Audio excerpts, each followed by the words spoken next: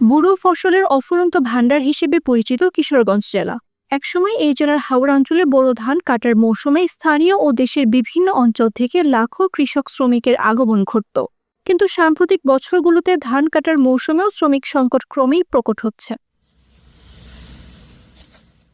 বৈশাখের প্রখর রোদ ও ঝড় বৃষ্টির মধ্যে কষ্ট করেও ন্যায্য মজুরি না পাওয়ায় অনেক শ্রমিকই এখন আর এই পেশায় থাকতে আগ্রহ দেখাচ্ছেন না। পেশা বদল করে কেউ প্রবাসে পাড়ি জমাচ্ছেন, কেউ গার্মেন্টস ও নির্মাণ শ্রমিক সহ বিভিন্ন পেশায় যুক্ত হচ্ছেন। এছাড়াও কৃষিতে যান্ত্রিকীকরণের প্রভাবে কমছে কৃষি শ্রমিক। এই রোদের মাঝে হাওরে অনেক কষ্ট করে কাজ করে, কিন্তু আমরা যে কাজ করি সঠিক মজুরিটা আমরা পাইতাছি না। এই মনে করেন যে এই যে টাটা ভরে মানুষজন মারা যাইতেছে, এরপরও কিন্তু আমরা পরিশ্রম করতেই হয়।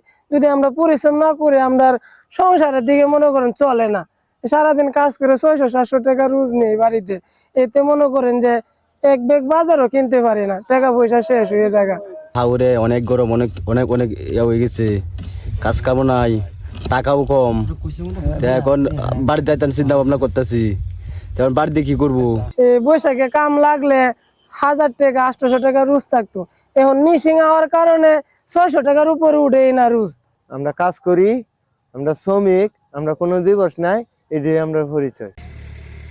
আগে বুড়ো ধান কাটার মৌসুমে কিশোরগঞ্জ জেলায় লাখো লাখো শ্রমিক কাজ করলেও চলতি মৌসুমে 45,000 শ্রমিক কাজ করছেন। বিশেষজ্ঞরা বলছেন, প্রযুক্তির ব্যবহার বৃদ্ধি, শহরমুখী প্রবণতা এবং শ্রমের অবমূল্যায়নে দিন দিন ধান কাটার শ্রমিক সংকট বাড়ছে। কৃষিখাতে টেকসই সমাধান আনতে হলে শ্রমিকদের জন্য নির্ধারিত ন্যায্য মজুরি, স্বাস্থ্য ও সম্মান নিশ্চিত করতে হবে এবং কৃষি শ্রমিকদের সামাজিক নিরাপত্তা জোরদার করতে হবে। এসব সমস্যা যদি দ্রুত সমাধান না করা যায়, তাহলে কৃষিতে উৎপাদন ব্যাহত হওয়ার পাশাপাশি কৃষক ও শ্রমিক উভয়ের ক্ষতিগ্রস্ত হবেন বলে আশঙ্কা করছেন তারা। 16 জন লোক লয়ে আমি এই কিশোরগঞ্জ নিকলি থানায় ধান কাটা লাগিয়ে আসছি। এখন গেছে বার আমি 1100, 1000, 1100, 1200 এরকম রোজে দিন মজুরি কাজ করছি। এখন আপনার 600-700 টাকা দিন মজুরি। এখন কাজ করে আমাদের খুব কষ্ট, দিন তো এবার যেতেছে, রোজ তো কম, খুব কষ্টের দিন যেতেছে। এখন আপনার এই যে ধান কাটার মেশিন আগে আসি আপনার 10-15টা, এখন 40টার মতন আয়া করছে। কারণ আমরা ঠিক মতন আমরা দিন মজুরি আমরা টাকা পয়সা পাইতেছি না, পরিশ্রমে পুষে না।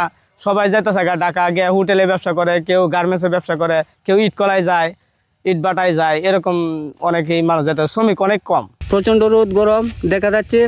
এরপরে আমি এটাকে রুজি করে নেওয়ার পরে ওই টাকা দিয়ে আমার মেয়েকে বিয়ে দেবো ইনশাআল্লাহ, আল্লাহ পাকে যদি দেওয়ায়। প্রতি বছরে আসি, অন্য বছর ভালো টাকা পায়, ভালো ইনকাম পায়, এই বছর ইনকামটা একটু কম। যাই হোক, আল্লাহ পাকে যদি দেয় তাহলে সামনের দিকে আরও আছে ব্যবস্থা, আরও ইনকাম করতে পারবো, অতটুকু আশা আমাদের আর কি। বাংলাদেশ শ্রমিক কল্যাণ ফেডারেশন কিশোরগঞ্জ জেলার শাখার সভাপতি খালেদ হাসান জুম্মন বলেন, কৃষিখাতকে টিকিয়ে রাখতে হলে কৃষি শ্রমিকদের জন্য ন্যায্য মজুরি নির্ধারণ করতে হবে। মৌসুমী কাজ ছাড়াও কৃষিকাজে বিকল্প কাজের সুযোগ তৈরি করতে হবে। সরকারকে কৃষি শ্রমিকদের সামাজিক মর্যাদা বৃদ্ধির উদ্যোগ নিতে হবে। আধুনিক কৃষি প্রশিক্ষণ ও যন্ত্র ব্যবহারের শিক্ষা দিয়ে কৃষিকাজে অংশগ্রহণে তরুণদের উৎসাহিত করতে হবে।